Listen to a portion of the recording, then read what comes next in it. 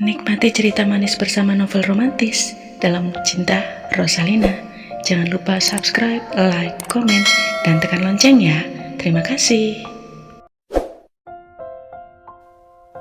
Ida menyerahkan setumpuk surat izin yang telah ditandatangani oleh setiap orang tua murid. Rosalina menerima dan meneliti satu persatu. Tinggal berapa murid lagi yang belum menyerahkan? Tanya Rosalina pada Ida. Sebenarnya ada 6 murid lagi. 2 di antaranya tidak mau ikut. Siapa yang tidak mau ikut? Nunung dan Tasman. Kasihan, mereka tidak lulus ujian, maka tidak mau ikut bertamasya. Kita serahkan saja surat-surat ini pada Pak Kandar. Lalu soal biaya setiap murid apa sudah terkumpul? Sudah. Baiklah, kita menghadap Pak Kandar sekarang. Rosalina dan Ida melangkah meninggalkan kelas. Tapi di ambang pintu kelas nyaris bertubrukan dengan Anton. Rosalina menggerutu sedangkan Anton tertawa. Jalannya nyelonong aja, maki Rosalina. Duh, sewotnya. Boleh ikut gak? Balas Anton sembari senyum-senyum. Cuma mau ke kantor. Ngapain? Nih, menyerahkan surat-surat izin dari orang tua murid. Anton membarengi langkah Rosalina dan Ida. Dia melangkah sambil melangkah, tak henti-hentinya melirik pada Rosalina yang berjalan di sisinya. Perasaan sejuk dan bahagia menyusup di dalam dadanya. Bila berada di sisi gadis itu, ada letupan yang mendorong niatnya untuk mengajak berkencan, namun belum berani mengutarakan, sebab gadis yang ada di sisinya tak acuh saja. Ketika langkah mereka hampir sampai di pintu kantor, pandangan Rosalina tertuju ke arah pintu gerbang. Ia menghentikan langkahnya begitu melihat Gunawan sudah berdiri di sana. Sedang apa dia di sini? Pikir Rosalina. Lina! Panggil Gunawan sambil melambaikan tangan. Siapa dia, Lin? Tanya Anton sinis. Temanku, sahut Rosalina seraya membalas lambaian tangan Gunawan. Aku temui dia sebentar ya. Rosalina berlari-lari kecil menghampiri Gunawan yang berdiri di dekat pintu gerbang. Gunawan menyambutnya dengan senyum ceria. Mau perlu apa datang kemari, Mas? Tegur Rosalina malu-malu. Jantungnya berdetak kencang. Mau menjemput kamu? Hari ini bebas dan tidak ada pelajaran, kan? Rosalina mengangguk. Tapi ada sedikit urusan dengan kepala sekolah. Selesaikan dulu, aku tunggu kamu. Kalau lama, bagaimana? Tetap kutunggu. Rosalina tersenyum senang. Ia buru-buru meninggalkan Gunawan dan menghampiri Ida yang menunggu bersama Anton di depan pintu kantor. Yuk kita temui Pak Kandar, ajak Rosalina. Pak Kandar sedang berbincang-bincang dengan Bu Lili ketika Rosalina masuk kantor. Dan pembicaraan itu tampaknya santai-santai saja. Pak Kandar senyum-senyum, begitupun Bu Lili. Rosalina jadi punya firasat kalau kedua gurunya itu tengah ada main. Sampai-sampai kehadiran Rosalina bersama kedua temannya tak diketahui mereka. Memang Pak Kandar dan Lili adalah pasangan yang serasi. Selamat siang, Pak. Sapa Rosalina nekat saja. Pak Kandar tersentak dan mengalihkan pandangannya pada Rosalina.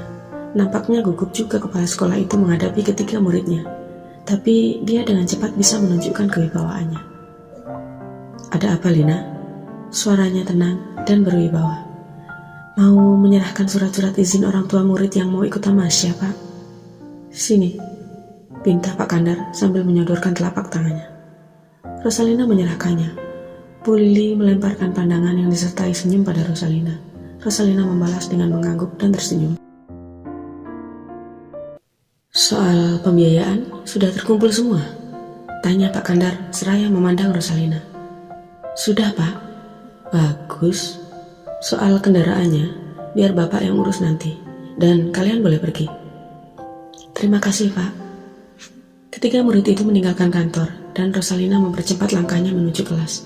Keadaan sekolah itu nampak sepi karena semua murid sedang mengikuti pelajaran di kelasnya masing-masing, terkecuali murid-murid kelas 3 yang nampak santai karena habis ujian. Kau nampak buru-buru mau kemana sih? Tegur Ida ketika sampai di kelas. Mau pulang? Rosalina mengambil bukunya di dalam laci meja. Sama pacarmu itu ya? Siapa yang bilang dia pacarku? Barangkali saja. Tapi dia keren kok, cocok kalau kamu mau jadi pacarnya. Anton melirik kesal pada Rosalina, tapi Rosalina tak tahu kalau sedang dilirik Anton. Aku duluan ya, dah. Rosalina berlari-lari kecil meninggalkan kelas.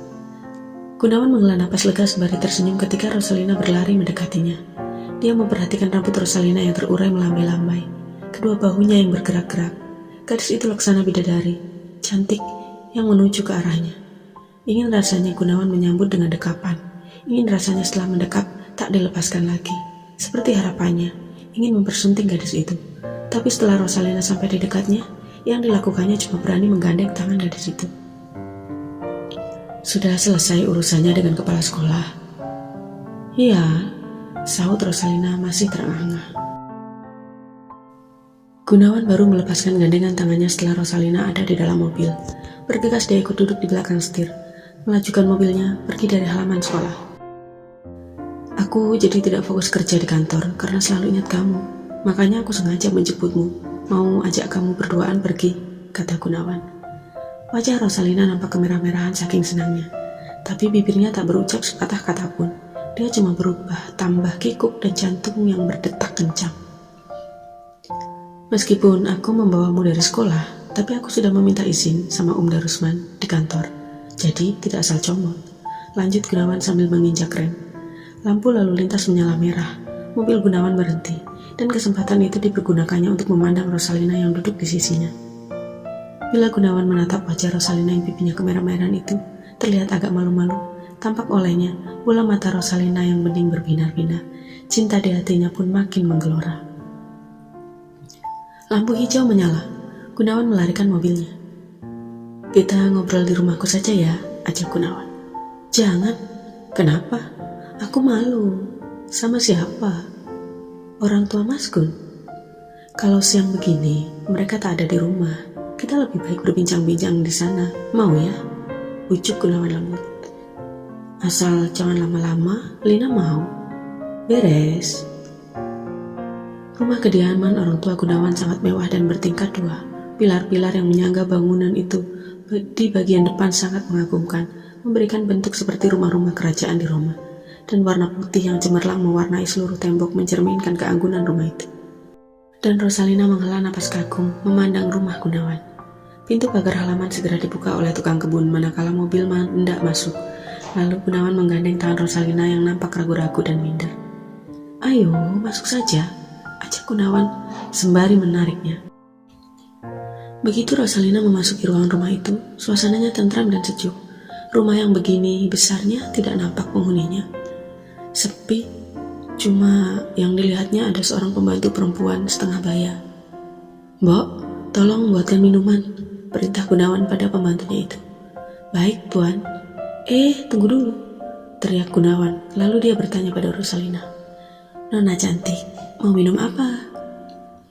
Jangan panggil begitu, Mas. Malu kan didengar orang, sanggah Rosalina manja. Gunawan tertawa kalem. Tapi nyatanya kamu memang cantik. Sekarang kamu mau minum apa? Yang dingin, apa yang hangat? Dingin saja.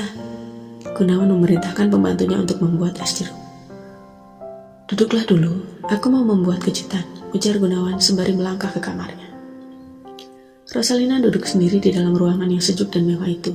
Ia terpana memperhatikan keadaan di dalam rumah itu. Semuanya serba leks dan gemerlapan. Tak lama kemudian, pembantu rumah itu datang mengantarkan minuman. Silahkan diminum, Non. Terima kasih, Mbok. Pembantu itu pergi. Gunawan keluar dari kamarnya lalu memutar sebuah lagu lembut yang mengalun merdu di ruangan itu. Mari ke kamarku, ajak Gunawan. Rosalina tiba-tiba takut. Selama hidupnya ia belum pernah masuk ke kamar pria yang bergaul intim dengannya. Jangan takut. Mari masuk ke kamarku. Aku akan memperlihatkan padamu kamu sesuatu yang indah, desak Gunawan sambil menarik tangan Rosalina. Rosalina menggelengkan kepala, tubuhnya gemetar dingin. Ia masih duduk di kursi dengan lutut terasa goyah. Suasana dalam rumah yang begitu sepi semakin mencekam perasaannya. Seolah-olah Gunawan sengaja membawanya kemari untuk melakukan sesuatu pada dirinya. Rosalina jadi tambah takut. Enggak usah, Mas Gun, balas Rosalina serak. Jangan takut, Kau kira aku akan berbuat tidak senonoh ya? Rosalina masih menolak, tapi Gunawan menatapnya dengan sorot mata jujur dan bersungguh-sungguh. Jangan kecewakan Mas Gun, Lina. Percayalah, Mas Gun punya niat tulus dan suci. Rosalina sekali lagi memandang Gunawan. Pandangan yang meneliti, dan perasaannya mengatakan tidak akan terjadi apa-apa. Gunawan memang baik, maka Rosalina bangkit dan mengikuti ajakan Gunawan masuk ke kamar itu.